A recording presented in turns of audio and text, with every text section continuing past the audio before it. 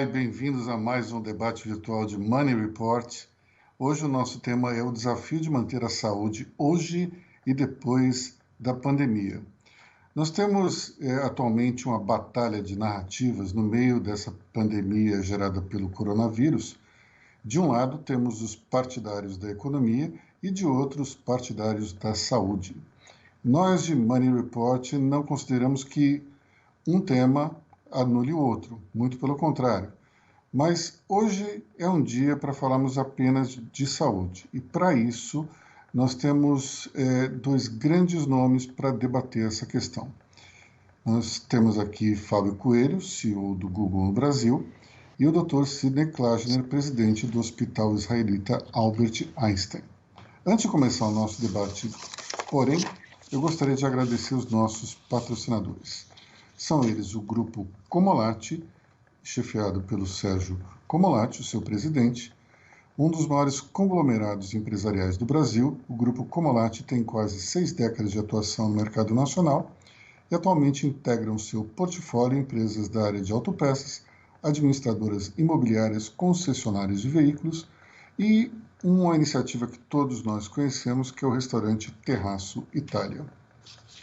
Nós agradecemos também a Sharecare, chefiada pelo seu CEO Nicolas Totti, também pelo diretor Albert Salles. A Sharecare é líder em inovação e digitalização de saúde e tem como foco melhorar e impactar a saúde das pessoas através da combinação de plataformas digitais, solução de programas de prevenção e coordenação de cuidados efetivos. Fundada em 2010 nos Estados Unidos, a empresa atende 70 milhões de pessoas no mundo e está no Brasil desde 2016. Eu também agradeço, evidentemente, a Atmo Digital, que nos cede essa plataforma, e principalmente ao seu CEO, Arnold Correia. Vamos começar, então, para o nosso debate virtual. Antes de começar, uma provocação aí para os nossos dois panelistas. Ultimamente nós temos uma situação meio curiosa, né? Os médicos estão falando sobre economia, os economistas estão falando sobre medicina. É uma situação tanto quanto esdrúxula, mas está ocorrendo aqui no Brasil. E eu gostaria então de pedir primeiro ao Dr. Sidney Klagener que nos faça um apanhado do panorama atual e quais são as suas visões em relação ao futuro nessa evolução da pandemia aqui no Brasil.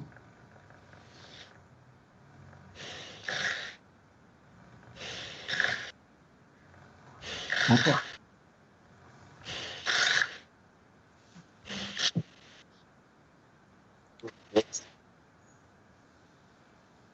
Desculpe, estava no mudo aqui. Então, eu queria agradecer a oportunidade de estar com vocês e poder correr um pouquinho sobre a pandemia. É um prazer estar do lado do Fábio e seu, Aloysio, e da Report para poder falar. Eu acho até importante essa comunicação em estados de crise como essa que nós estamos vivendo, especialmente para que não ocorra a polarização que também você citou no começo, entre lado econômico, lado de saúde. Na verdade, nós temos uma crise que ela envolve uma crise econômica, uma crise de saúde que leva a consequências econômicas e, infelizmente, no nosso país, uma crise política. Obviamente, no que diz respeito à liderança assumida no enfrentamento dessa pandemia. Hoje, a gente tem o seguinte cenário. Eu já tive a oportunidade de falar com vocês, com o Money Report no início da pandemia. Nós somos um hospital privado, mas que tem uma atuação muito marcante, é um hospital privado filantrópico, mas uma atuação muito marcante em termos de assistir à saúde pública. Hoje, o Einstein ele tem 1/3 da capacidade de terapia intensiva do município de São Paulo, a nível da Secretaria Municipal de Saúde. 1/3 ele é expandido, ele é mantido pelo Hospital Albert Einstein. E no início da pandemia, obviamente foi uma pandemia que foi importada por uma população que tem acesso ao setor privado, portanto, os hospitais do setor privado foram aqueles primeiros que foram impactados e que vários deles, o Einstein sobremaneira, se preparou para lidar com um número cada vez maior de contaminados, infectados, motivo pelo qual nós adquirimos insumos, equipamentos, contratamos pessoas, imaginando que o setor privado iria atingir níveis muito maiores do que aqueles que atingiu, e a gente atribui, com certeza, ao isolamento social que a classe que permite, que tem acesso ao setor privado, conseguiu fazer no final de março, a partir do dia 24, 21 de março, 22 de março. E isso fez com que, hoje, no setor privado, a situação ela se estabilizasse. Hoje nós temos aqui no Hospital Albert Einstein há mais ou menos umas 2 semanas um número estável que varia de 100, de 90. Hoje tem 2 dias seguidos de um acréscimo muito pequeno, mas depois volta a cair. Ou seja, uma situação de estabilidade com relação a casos internados, a novos casos internados. O que permitiu, para vocês terem uma ideia, o Einstein teria condições de transformar até 300 leitos para UTI. Quer dizer, um hospital de 600 leitos teria quase que a sua metade ocupada por leitos de terapia intensiva. No momento em que essa situação se estabiliza no setor privado, nós direcionamos todos os recursos, que são equipamentos, que são insumos, recursos humanos de todas as áreas da saúde, médicos, enfermeiros, nutricionistas, fisioterapeutas, que passaram para o setor privado, especialmente nos hospitais que a gente já opera. Um deles é o Hospital Moisés Deutsch, em Boimirim, há 11 anos, e esse hospital foi transformado num hospital exclusivo Covid. Com auxílio da Ambev e da Gerdau, foi construído um anexo de 100 leitos. Esse anexo ele é permanente, ele ficará como legado, e o Hospital em Boimirim pôde transferir para esse anexo 100 pacientes de leve a moderada intensidade de doença e de Covid, e transformar-se a ponto de ter 234 leitos de terapia intensiva como capacidade, que se soma à unidade de pronto atendimento de 30 leitos no Campo Limpo e 73 leitos no Hospital Municipal da Vila Santa Catarina, sem falar no Hospital de Campanha do Pacaembu. Então, hoje, a nossa preocupação, e essa preocupação é do Brasil todo, com relação ao acréscimo cada vez maior, ao incremento do número de casos de infectados e aí o número de casos de pacientes graves. Quer dizer, o município de São Paulo se aproxima do fim da sua capacidade.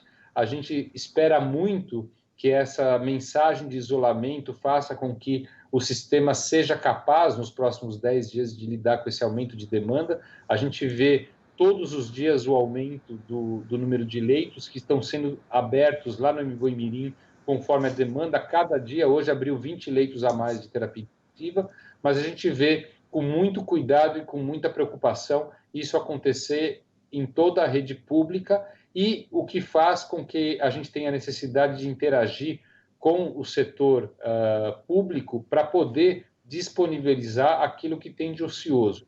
Aquilo que o Einstein tinha de ocioso já está todo no setor público. Há também uma reserva de leitos de UTI para o SUS, também no hospital de campanha construído aqui no nosso estacionamento. Desde o início da pandemia ele estaria pronto, e ao invés de desativá-lo e devolver a estrutura, nós resolvemos implementar aqui leitos de UTI para dar também um pouco mais de capacidade para o setor público. Não há medicamentos ainda que possam considerar como algo preventivo para casos mais graves. Existem, sim, vários trabalhos em estudos acerca de medicamentos. Ou seja, eu acho que a mensagem inicial, para que a gente possa depois debater e responder dúvidas, a mensagem é que a única medida que nós temos neste momento para não ultrapassar a capacidade do sistema de saúde é o isolamento social e o engajamento da população nesse sentido, para que a gente dê condições do atendimento dos casos mais graves. Doutor, eu vou então passar a palavra para o Fábio e depois a gente volta. Eu já tenho algumas perguntas aqui que eu gostaria de passar, mas vamos ver agora, momento da verdade, se a gente consegue falar com o Fábio Coelho, porque no nosso teste aqui a coisa foi complicada, né? Vamos lá. Fábio, está ouvindo a gente? Eu perfeitamente. Você consegue me escutar? Ouvindo e vendo perfeitamente também. Opa, que maravilha, conseguimos. Obrigado Aloysio, muito obrigado a você e a Cris, sempre um prazer trabalhar com vocês e prazer especial ainda falando sobre um assunto tão importante para a gente, com gente tão qualificada como é o Dr. Sidney, parceiro do Google de longa data, em projetos que são únicos até no mundo que a gente faz aqui no Brasil. Vamos lá, pode falar. Você pode repetir a pergunta para eu entrar de vez no assunto? Não, como a gente tinha falado antes, Fábio, eu tenho certeza que vocês perceberam nos últimos tempos um crescimento muito grande de procuras relacionadas à saúde, a informações do coronavírus. A gente queria ter uma noção de como é que o Google, o que o Google percebeu nesses conteúdos buscados, quais são as tendências de procura por esses dias. Perfeito, então vamos lá. Eu acho que antes de falar especificamente do Covid-19, vale a gente olhar um pouquinho para o passado. Há mais ou menos 5 anos, 6 anos atrás, nós fizemos a primeira parceria no Brasil, que foi a segunda no mundo, que foi exatamente com Einstein, sobre buscas relacionadas à saúde. Então, aparecia, e aparece ainda no Google hoje, para mais de 800 doenças, quando você pesquisa uma patologia ou uma doença, um painel que tem uma foto que tem informações que são abalizadas e creditadas ao Hospital Israelita Albert Einstein. Por que a gente fez isso? Porque tinha muito conteúdo inadequado, podia haver oportunidade para charlatanismo e outras coisas. Então, agora, na época do Covid, a gente começou a ver o seguinte: o nosso papel número 1 é informar a sociedade e criar centros de informação, se a pessoa fizer buscas por Covid, por hospitais e tal, para que a gente possa manter a sociedade informada, consciente, com informação de alta qualidade. Então, a gente está fazendo esse trabalho, sim. A gente percebeu uma busca enorme, não apenas por isso, mas por tudo que tem a ver com essa mudança de hábitos associada ao fato das pessoas terem que ficar confinadas, ao fato das pessoas quererem saber mais sobre a doença e a questão tão polêmica que é a necessidade da gente manter as medidas de distanciamento social, que são importantíssimas e fundamentais para a gente controlar essa pandemia e minimizar a curva de crescimento, mas associada a isso a necessidade que as pessoas veem em voltar a ser produtivas de alguma forma, seja estudar em casa, trabalhar em casa, ou mesmo algumas pessoas que querem voltar a ter os seus pontos de trabalho abertos. Então, a gente acredita que o Google tem um papel de ajudar a informar e educar, mas o papel vai além disso aí. O papel tem a ver exatamente com ajudar a sociedade a se movimentar, ajudar o cidadão a tomar as melhores decisões possíveis estando em casa e ajudar as empresas a se conectarem com esse cidadão que está buscando informação, mas que também busca necessidades e gêneros básicos para sobreviver dentro de uma realidade nova na sua casa. Então, esse tem sido o nosso trabalho, ajudar o governo, ajudar o Brasil e o brasileiro para que a gente possa ter informação e oportunidade de interação lá fora. Aí tem um monte de coisas do Brasil que a gente pode conversar aqui. Muito bom. Então, vamos começar logo as perguntas. A primeira é relacionada ao Hospital Albert Einstein. A pergunta é o seguinte: a pessoa diz que havia muitos posts nas redes sociais falando sobre demissão de médicos porque os PSs estavam vazios. Isso tem algum fundamento, Dr. Sidney? Nenhum fundamento. Na verdade, o que houve foi um direcionamento do nosso staff, sejam eles de médicos, como de enfermeiros, de profissionais de saúde, porque o movimento daquilo que hoje, infelizmente, o pronto atendimento ele tem quase que 70% dos casos não são de urgência de fato, funciona como um pronto atendimento. E grande parte disso, com a pandemia, e aliás por um medo que se justifica na população de não frequentar o pronto atendimento por algo que não seja urgente, a demanda por esse tipo de atendimento mais rápido, mas não de emergência, ela deixou de acontecer.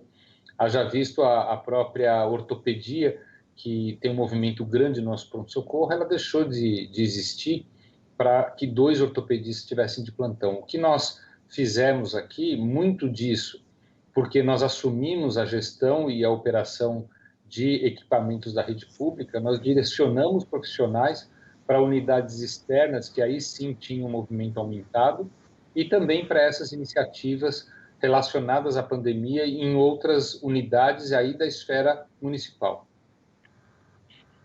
Muito bom. Vou fazer mais uma pergunta para o Fábio, antes de chamar o nosso primeiro debatedor convidado.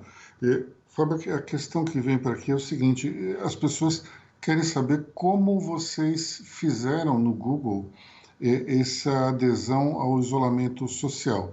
Se antes vocês já tinham um tipo de trabalho de home office, e como é que foi essa transição? Olha, para o Google foi relativamente fácil. A gente movimentou quase 3 mil pessoas, sendo 1.000 funcionários diretos do Google para suas residências em menos de 4 dias. Baseado isso no entendimento de que não havia outra coisa melhor a fazer que não que as pessoas ficassem confinadas. A gente tomou essa decisão no dia 12 de março, que foi numa quinta-feira. A partir do próprio dia 13 foi o último dia que as pessoas apareceram fisicamente para trabalhar. E lógico, eu não quero minimizar a dificuldade que tem empresas que não têm uma base tecnológica forte, que não é o nosso caso. O Google tem plataforma de tecnologia permitindo que as pessoas trabalhem em todo lugar, Google Meet, Hangout, todas essas plataformas. Mas também não é só isso. As pessoas têm que ter uma infraestrutura de internet em casa, um lugar para você poder trabalhar, você tem que ter um computador para você acessar a rede corporativa com segurança, com os tokens atualizados, para que elas possam entrar nas bases de dados da empresa sem expor os dados internos a riscos. Mas isso tudo deu para fazer em 4 dias, porque a gente já tinha uma política que a pessoa pode trabalhar de qualquer lugar. Lógico, a gente estimula a presença no ambiente de escritório. Sempre havia um paradigma, né, que as pessoas têm que ficar no escritório. Na verdade, o escritório é um excelente ponto de socialização e de contato com clientes, para você trazer clientes, para você fazer reuniões e tal. O que a gente aprendeu nesse período, essas 8 semanas até agora, é que dá para fazer isso tudo à distância. Logicamente que as condições de cada um de nós tem uma quarentena diferente. Quem tem um escritório particular, privado em casa, está bem. Às vezes a pessoa tem 2 filhos pequenos que estão em casa estudando em paralelo. Se você é mãe de família com filho pequeno separado, a tua quarentena é diferente. Então, a gente tem que ter essa consideração. A gente ficou menos preocupado com a tecnologia que já havia e que a gente conseguiu colocar em prática, mas mais preocupado com o bem-estar e a capacidade das pessoas serem produtivas por um período prolongado, e a gente acredita que esse período vai ser bem mais longo do que das 8 semanas que a gente teve até agora, mas fazendo isso de casa, trabalhando enquanto as pessoas têm a sua vida social e familiar praticamente misturadas ali. Então, tem uma questão de cuidar da saúde mental das pessoas para que elas possam entender que, apesar de elas estarem em casa, elas estão trabalhando na hora de trabalhar e estão desfrutando das suas relações familiares nas outras horas que são importantes, mais importantes até que as horas do trabalho. Perfeito.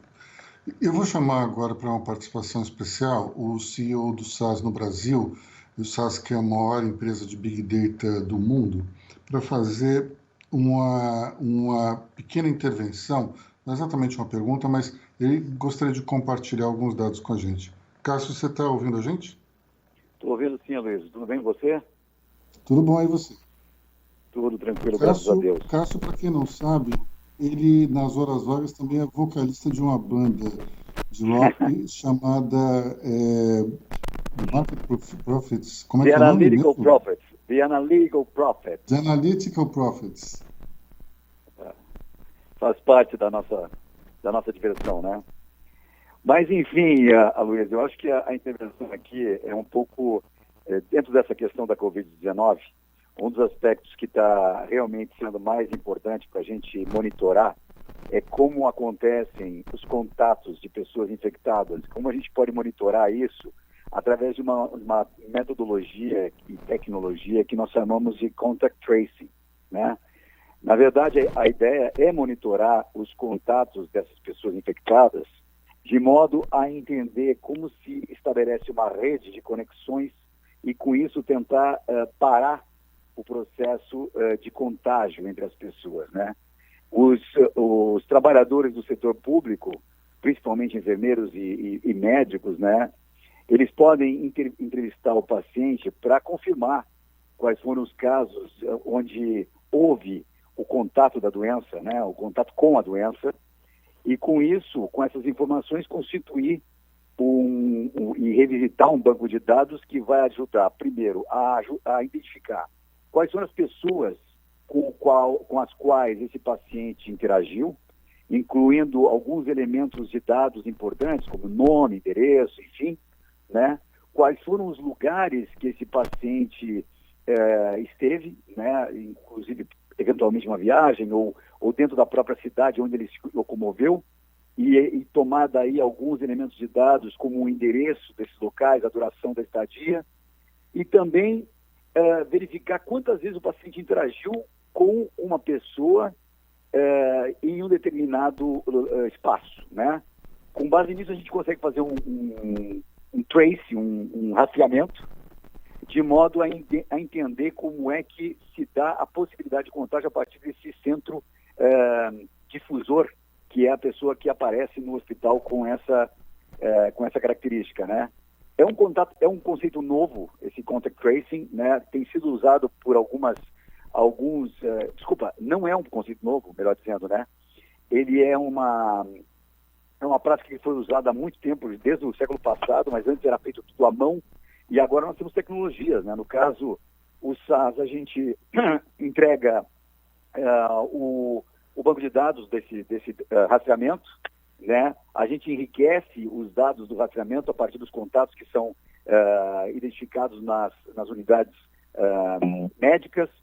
A gente consegue colocar alertas inteligentes, por exemplo, onde se localiza a comunicação específica, né, de que aqui existe uma localidade que a gente deve tomar mais cuidado, e promove também alguns insights de saúde pública, né, a partir de modelos analíticos que vão responder a essas questões que os líderes governamentais nesse momento estão tão ansiosos por responder, né? Mais ou menos essa é a ideia. Eu acho que eu não sei, eu estou aberto, inclusive, se vocês quiserem fazer alguma pergunta, Luiz, mas basicamente acho importante que isso esteja relatado e seja divulgado, porque é uma tecnologia muito útil no momento que nós estamos vivendo. Obrigado, Cássio. Eu vou pedir, então, para o Dr. Sidney Klagner para que ele nos comente qual é a importância dessa tecnologia de tracing justamente nesse momento em que o número de vítimas fatais e também de contaminados está muito alto, batendo alguns recordes. Bom, quando a gente fala de mecanismo de rastreamento, nada mais é do que um recurso tecnológico que, aliado à testagem, permite a gente retomar atividades de um modo mais seguro, já que a gente consegue isolar aqueles contactantes ou aqueles que estão doentes. Obviamente, precisa de confirmação da doença, e os contactantes, poupando as populações de alto risco de se envolverem com esses contactantes e doentes, e também permitindo um controle maior da transmissibilidade. O problema, assim, não é novidade de fato. Países que usaram muito bem isso foi Israel, foi a Coreia do Sul, foi Singapura. A própria China hoje, um modo chinês de convencimento, obriga dentro do WeChat um aplicativo que permite o rastreamento da população e classifica em níveis verde, amarelo e vermelho o risco desse paciente ser portador da Covid. Portanto, isso é a tecnologia associado à medicina para que a gente consiga rastrear e retomar as atividades no tempo mais curto. Aqui no Einstein, a gente empreende, a gente tem, aliás, registrando aqui, além do que o Fábio falou, nós temos um orgulho muito grande de diversas parcerias com a Google. A Google se juntou agora a nível internacional com a Apple para desenvolver esse tipo de produto. Tem uma contrapartida, que é o aceite, o opt-in ou opt-out do paciente, de achar que a sua vida está sendo rastreada. Então, isso não é tão simples e está se enfrentando alguma dificuldade. Eu acho que o Fábio pode depois explicar isso melhor, mas nós tivemos também várias parcerias no que diz respeito à comunicação, a lives no YouTube, como que a Google nos ajuda também no aspecto da nuvem, rastreamento desses dados. Várias conversas têm sido feitas. Porém, a gente tem que colocar aqui uma dificuldade que é Brasil. O Brasil ele é composto de diversos países.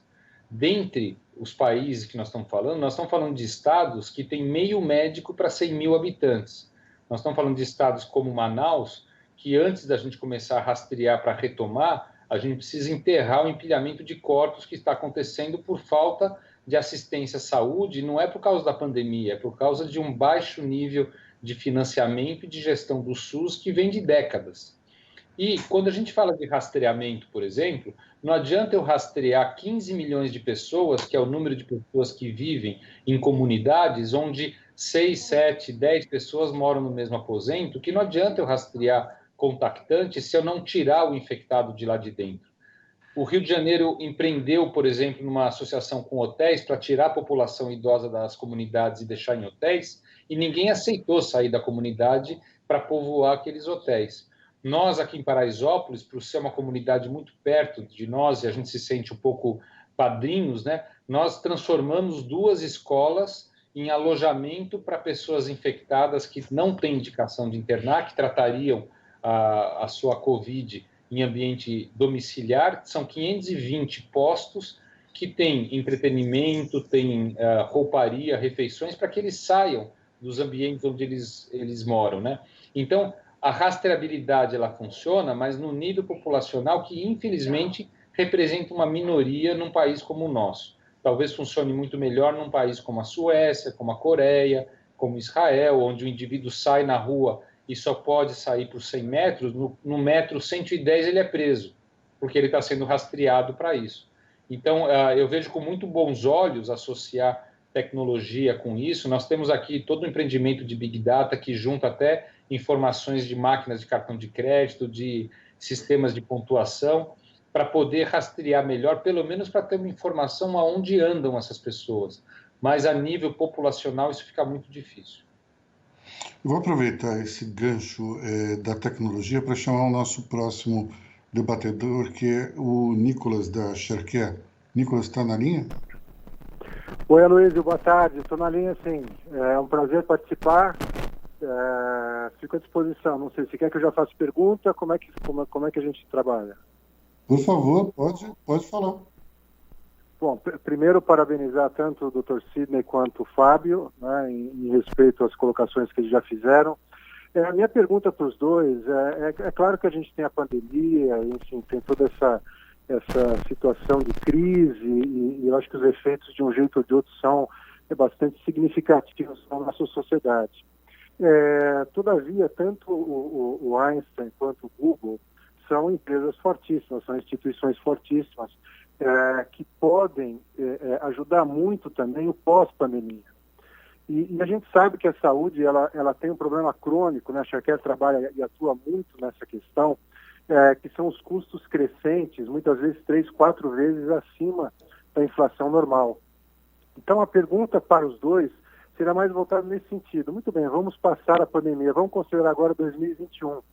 O que o Einstein e o que o Google poderão ou planejam fazer para que a gente torne a saúde mais acessível e sustentável à população? Muito bem, vamos começar então pelo Fábio, já que o Dr. Sidney fez a última resposta, então depois a gente volta para o Sidney. Então, Fábio, o que o Google está fazendo para tornar a saúde mais acessível à população? Eu acho que começa com a missão do Google, que é tornar a informação disponível e acessível para todo mundo em qualquer lugar. E isso significa você poder ter um brasileiro que, através da inclusão digital, pode ser mais informado, mais educado, estudar de qualquer lugar, empreender, criar um pequeno negócio.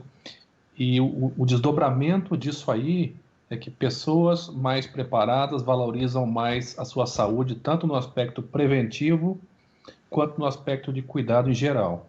Por que eu estou colocando isso, gente? Porque quando a gente pensa numa pandemia como essa, em qualquer cadeia de valor, nós somos tão fracos quanto o elo mais fraco. E nesse momento, há uma revisão dos protocolos em relação à necessidade dos brasileiros terem maior acesso a saneamento básico, maior acesso à saúde e maior entendimento que um vírus como esse, não adianta nada a gente pensar em confinamento se as pessoas depois têm que estar apinhadas dentro de um transporte público.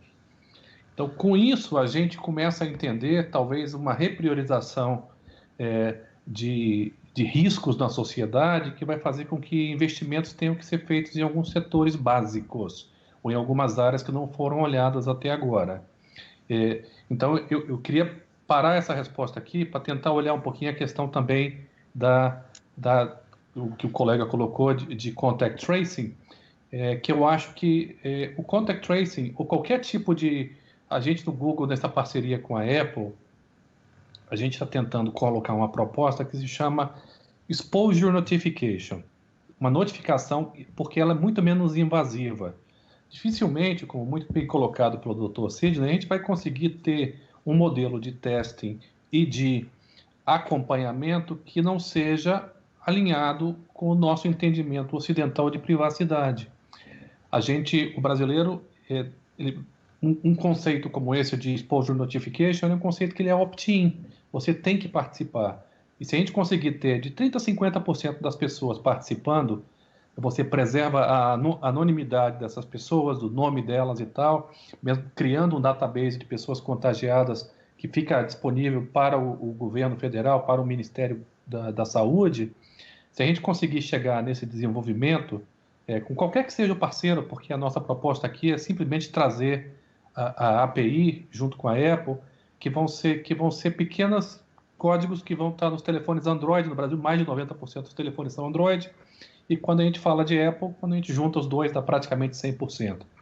E isso pode ser feito por qualquer desenvolvedor selecionado pelo governo federal, e essa base de dados pode ser fornecida por qualquer empresa, inclusive as empresas que estão aqui são mais do que competentes para fazer isso. Por que eu estou colocando essa parte do contact tracing? Porque na medida em que a gente passar pelo pico da curva de contágio, vai ser importantíssimo que a gente tenha não apenas os protocolos sanitários e de distanciamento social sendo mantidos ao longo dos próximos muitos meses, mas também que a gente tenha essa valorização do entendimento de que saúde não pode ser só depois que a pessoa fica doente. E esse trabalho todo de educar o brasileiro sobre a saúde, de tornar a informação disponível e de ajudar as pessoas a entenderem como são essas condições, talvez seja uma das pequenas contribuições que o Google possa fazer nessa área. Obrigado, Fábio. Vamos passar então a palavra para o Dr. Sidney. O que o Einstein está fazendo para tornar mais acessível a saúde? Eu sei que o hospital tem uma série de programas de assistência e a população carente, mas nunca é demais repetir e contar para os nossos telespectadores, digamos assim, essas iniciativas. Aloysio, vou te passar o que eu aprendi, nossos web espectadores. Então,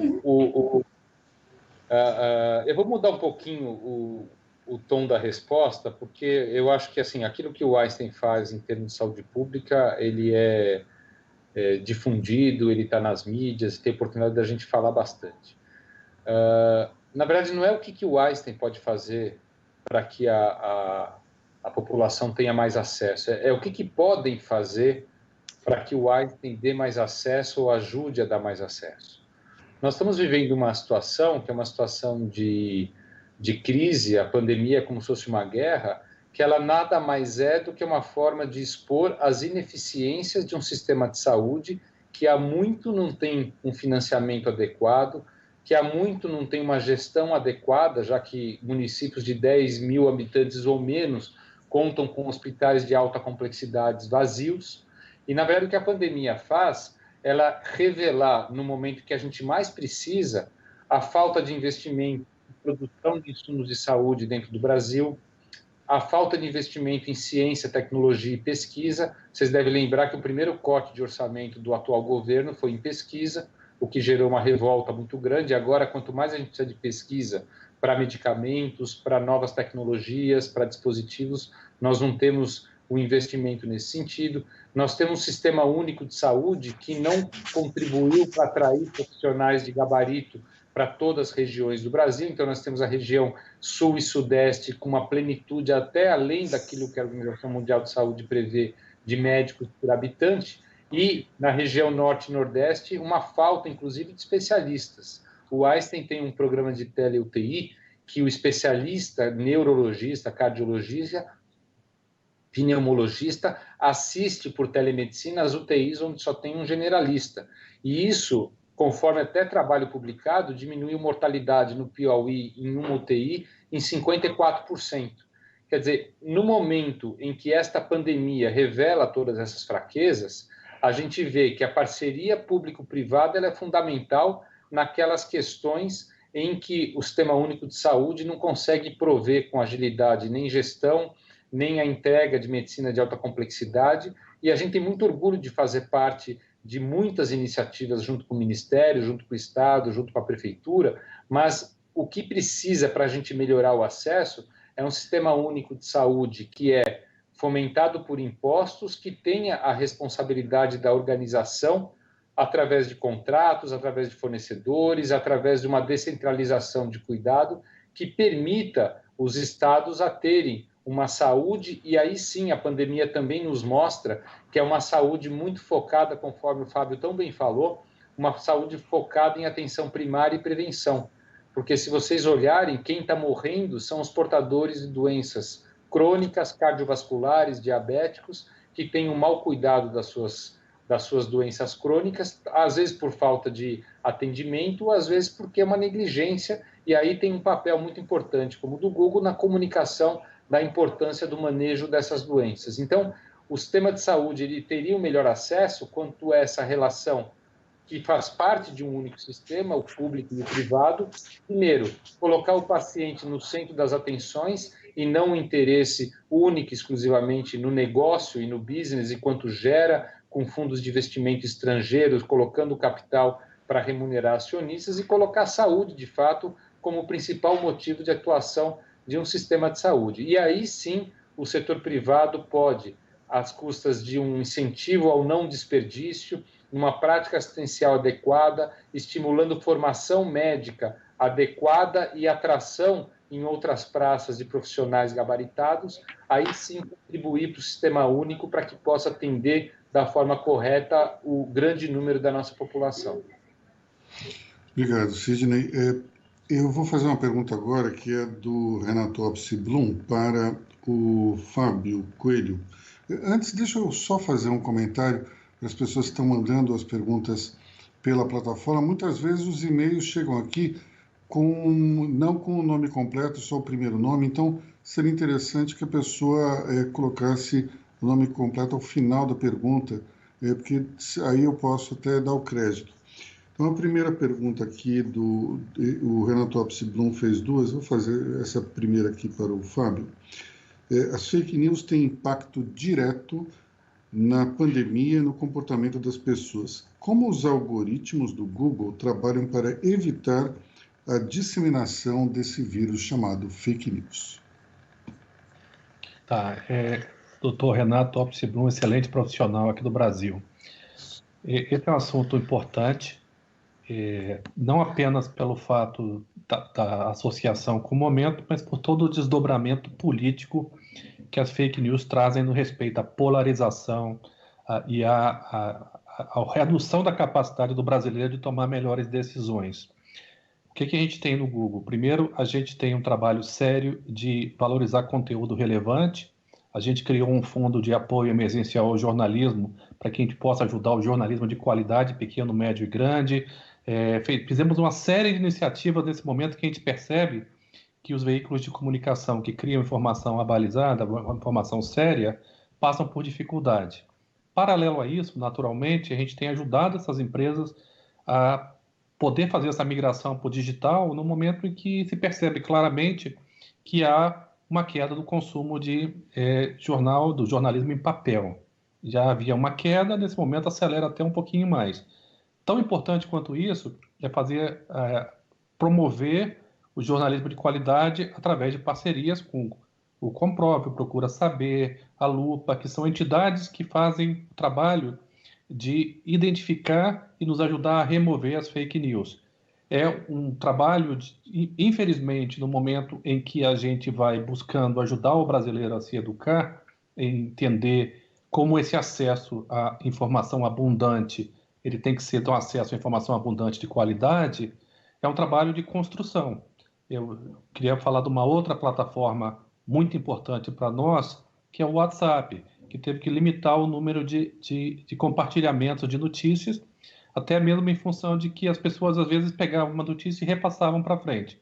Então, não adianta nada o Google ou o Facebook ou as empresas de tecnologia que permitem que cada um se expresse e coloque o seu conteúdo na plataforma, elas teriam não apenas os algoritmos, mas tem um monte de processos e parcerias para a gente poder minimizar a quantidade de fake news, mas também as pessoas têm que saber que, de uma hora para outra, se você receber informação dizendo repasse sem dó, aquelas informações que você nota, vai dar uma checadinha para saber se aquilo é verdade.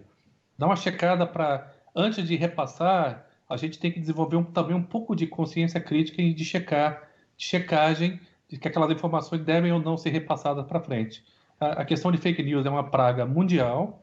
A gente acredita que ao longo do tempo, isso aí vai ser minimizado, tem que ser minimizado para que a gente possa criar uma sociedade mais transparente, mais informada, mas que a informação seja real.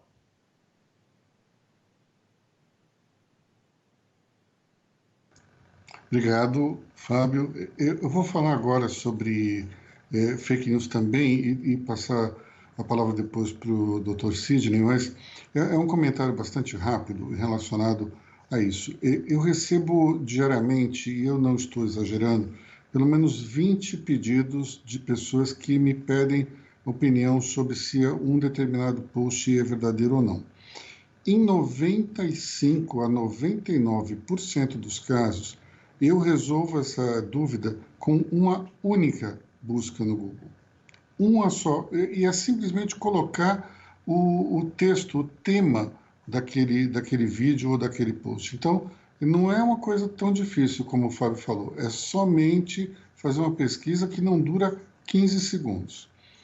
Curiosamente, as pessoas geralmente pedem a opinião de alguém que julgam, pelo fato de ser jornalista, ter mais capacidade para fazer esse julgamento, mas, sinceramente, nesse caso, o fato de ser jornalista ou não quer dizer absolutamente nada.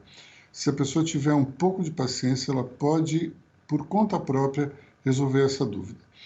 E o outro comentário é o seguinte, o Fábio quer falar alguma coisa? Conta pra gente, teve ET lá em Magé, lá em Pau Grande, no interior do Rio, ontem ou não teve naquela nave espacial de lá? Eu vou responder a sua pergunta com uma citação feita pelo ator Leandro Hassum, que é a seguinte: se você fosse um ET, você iria baixar justamente nessa cidade? Eu acho difícil, mas tudo bem, né? Eu fazendo agora o último comentário a respeito de fake news, o grande problema que nós temos é que as pessoas que repassam essas fake news, elas no fundo querem acreditar naquilo. Esse é o grande problema.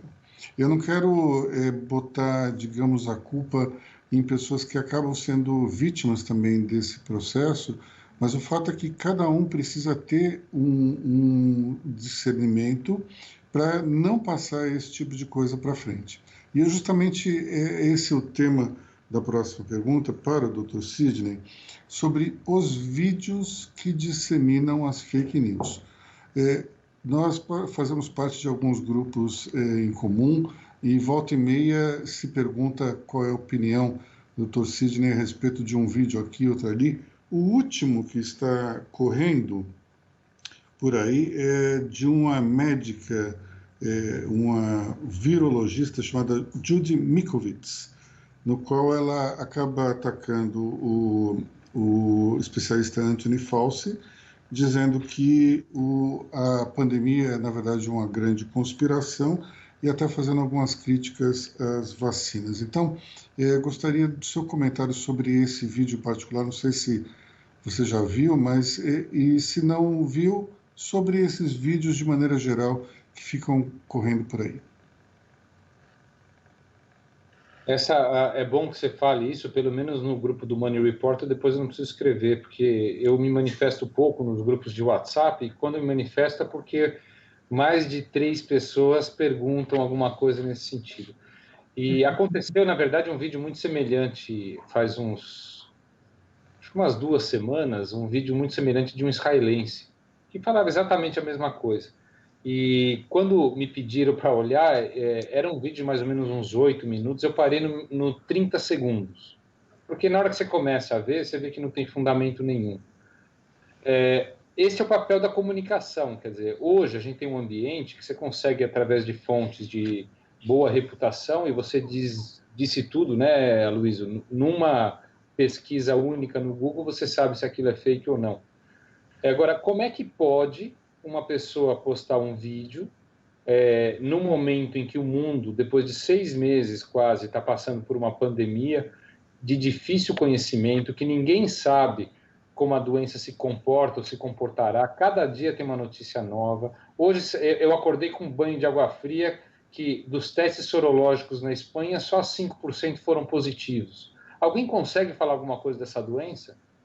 Quer dizer, 5% da população está imune na Espanha, ou 90% de quem se contaminou se curou? Não foi 90% que morreu. Então, todos esses vídeos, não existe a opinião de uma pessoa que vem falar que tudo que está sendo feito está errado.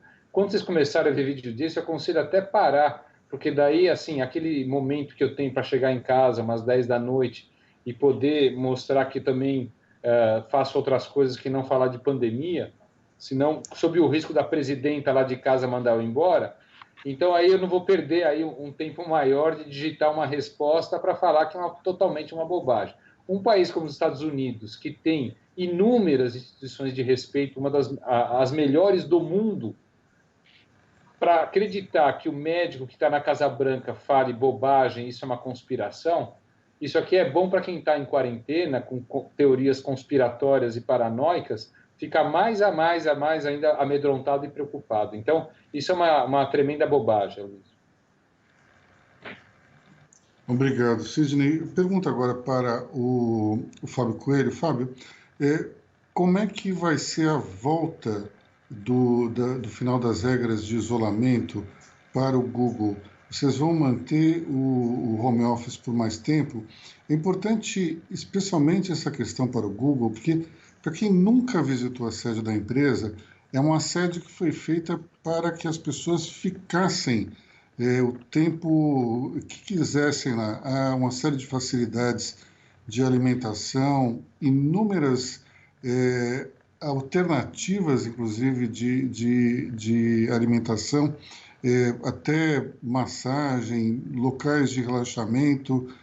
Então, a empresa ela tinha uma preocupação em dar mais apoio ao funcionário dentro dos seus escritórios, só que agora não tem ninguém lá, evidentemente, e quando as regras forem relaxadas, como é que vai ser isso? Vocês vão manter esse home office por mais tempo? Vão fazer uma volta em etapas? Vão devolver algum andar? Porque vocês têm vários andares no prédio, enfim. Eu vejo aqui que algumas pessoas estão interessadas em saber corporativamente o que o Google vai fazer. Eu vejo muita gente questionando a questão de real estate, se as empresas vão devolver parte das suas áreas físicas. Deixa eu falar um pouquinho sobre o Google. Aquele ambiente do Google, ele foi criado muito mais no espírito de promover a colaboração. A gente acredita que a colaboração ela ocorre através das ferramentas como o G Suite, Meets, etc., para as pessoas poderem se conectar e trabalharem juntas de qualquer lugar.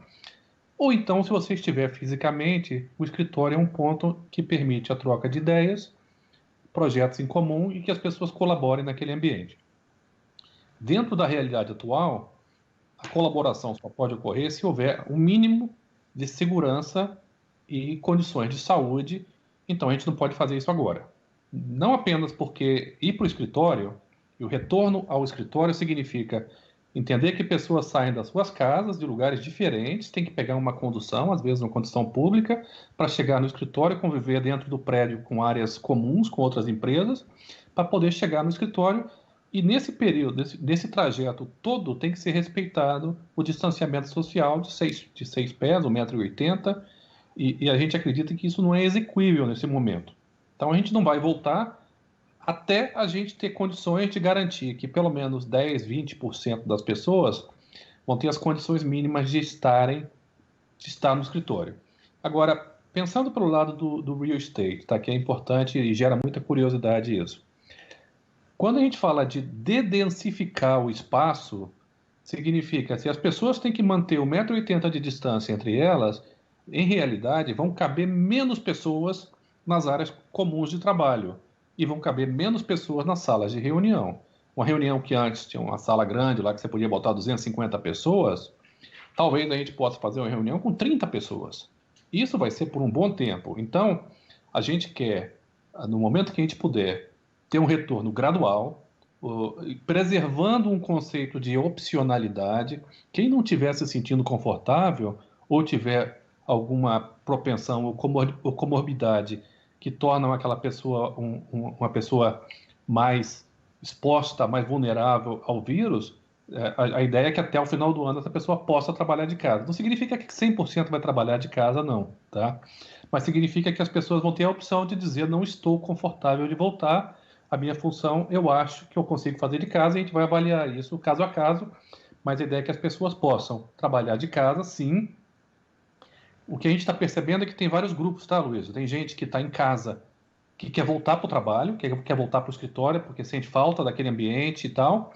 Tem gente que está em casa e que está feliz da vida, e, de novo, cada um tem uma quarentena diferente, e a gente vai respeitar a questão da opcionalidade, e vai respeitar a questão da dinâmica dos grupos de trabalho, e vai entender como isso impacta a performance da organização ao longo do tempo.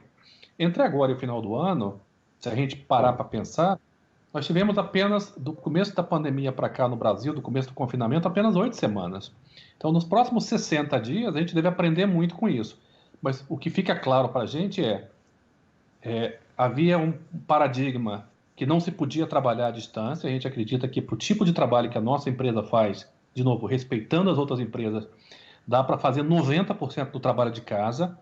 E isso não significa que a gente vai entregar espaço, nada disso. Significa que a gente vai ter um espaço tratado e projetado para essas novas necessidades, para o novo momento onde a gente tem que cuidar, acima de tudo, da saúde e da segurança das pessoas. Obrigado, Fábio. Doutor Sidney, várias perguntas aqui vindo pela plataforma, querendo saber a sua opinião sobre a fila única que juntaria o sistema público e o sistema privado.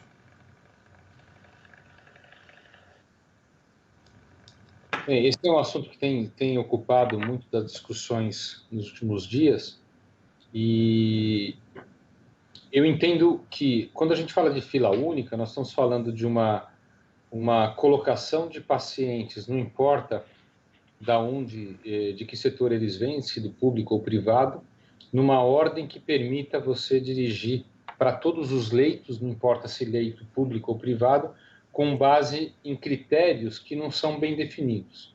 Então, quando a gente fala de fila única, eu comparo muito aquilo que é relacionado à fila única de transplantes, por exemplo, que é algo de sucesso, mas que demorou anos para hoje ser satisfatória, talvez não a ideal, mas satisfatória. Hoje, no país, quem precisa de um transplante de fígado, por exemplo, entra numa fila única e, conforme critérios da sua doença e da apresentação, ele pode ou não ser priorizado nessa fila. Ora, numa doença em que a gente não sabe o comportamento, a gente não sabe por que pacientes mais idosos têm um risco de gravidade maior, e também não se sabe a semelhança do que vem acontecendo, porque alguns pacientes que não são idosos também têm uma complicação maior. A gente tem aspectos éticos dessa fila única que nos fazem pensar: será que é mais importante eu cuidar, já que nós falamos de fila única, quando há uma falta de leito suficiente para atender a toda a população? Quer dizer, é melhor eu cuidar de uma pessoa de 70 anos que é arrimo de família e que tem uma empresa que sustenta aí 3, 4 mil funcionários, ou é melhor eu cuidar de um jovem de 25 anos que está na Cracolândia, por exemplo. Então, assim, existe uma série de critérios que fazem com que a fila única tenha um conhecimento da doença para a qual ela está sendo criada, que nós não temos. E a outra coisa é, quando a gente fala de fila única, a gente fala da requisição de leitos que são do setor privado e que funcionam no setor privado de forma a confiscar o leito pelo setor público.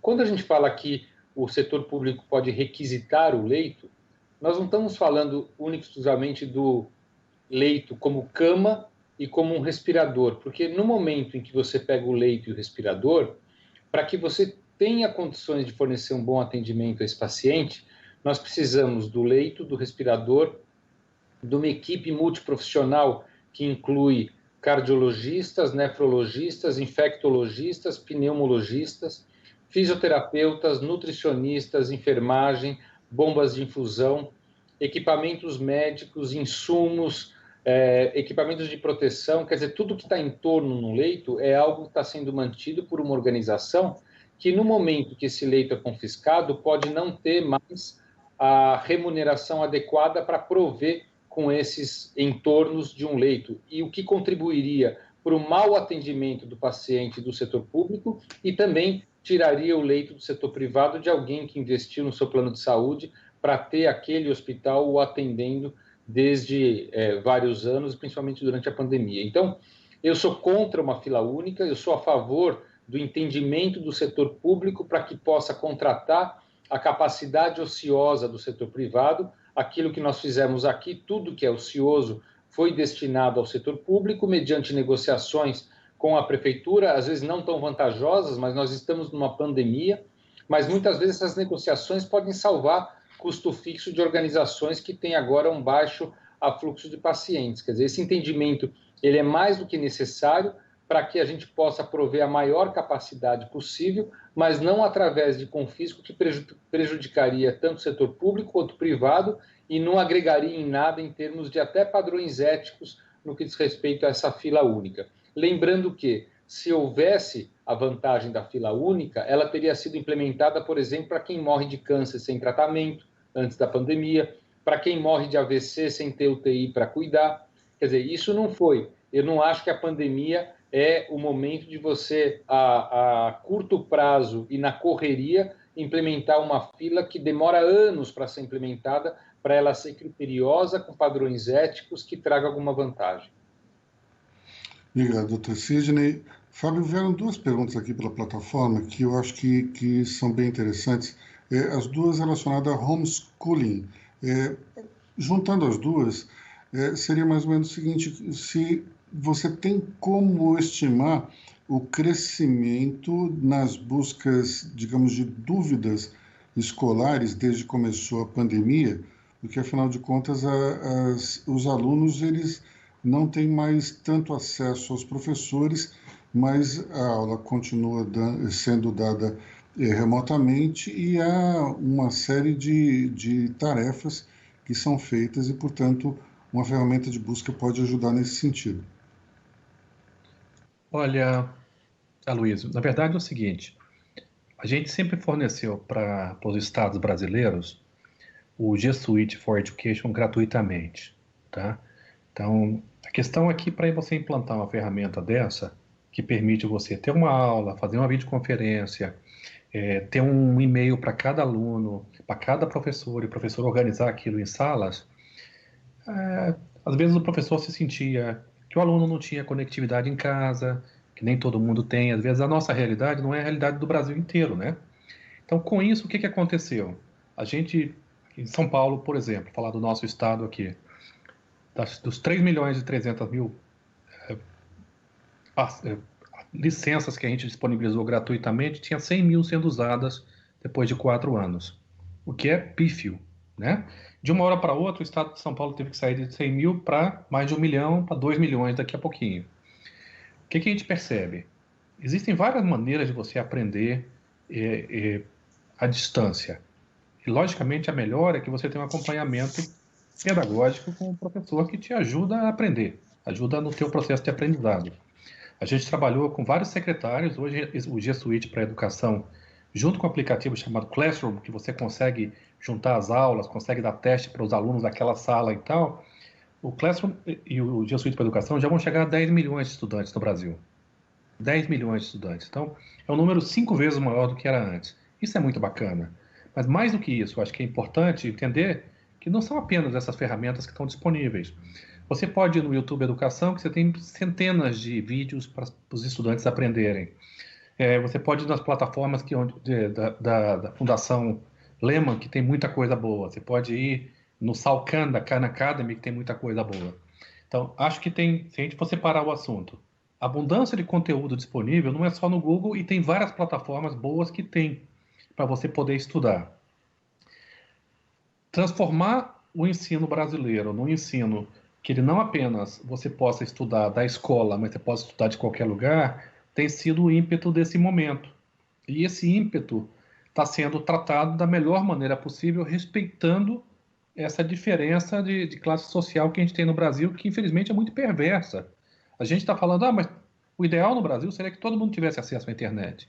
Só que é caro, às vezes a pessoa que mora numa comunidade, ela não consegue ter acesso à internet. Então aquela criança tem que estudar numa internet compartilhada no lugar público. Então, quando a gente começa a ver isso, a gente começa de novo a revisar prioridades.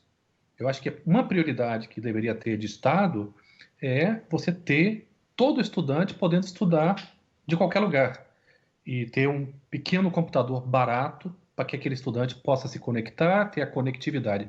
O conteúdo está disponível aí, tá? E a gente vê com muito bons olhos que dá para fazer. Importante, não substitui a educação presencial, porque a educação presencial, especialmente para crianças menores, ela tem um aspecto de socialização. Então, esse é um papel importante, não apenas nas empresas, quando a gente falava do escritório lá do Google, mas quando a gente fala das escolas. Eu sou conselheiro da Escola Americana aqui de São Paulo. Todo o processo de educação, ele tem uma parte disso aí, que é ensinar as crianças a se socializar e a colaborar. Esse trabalho colaborativo é uma disciplina fundamental dos profissionais de sucesso de qualquer campo hoje em dia.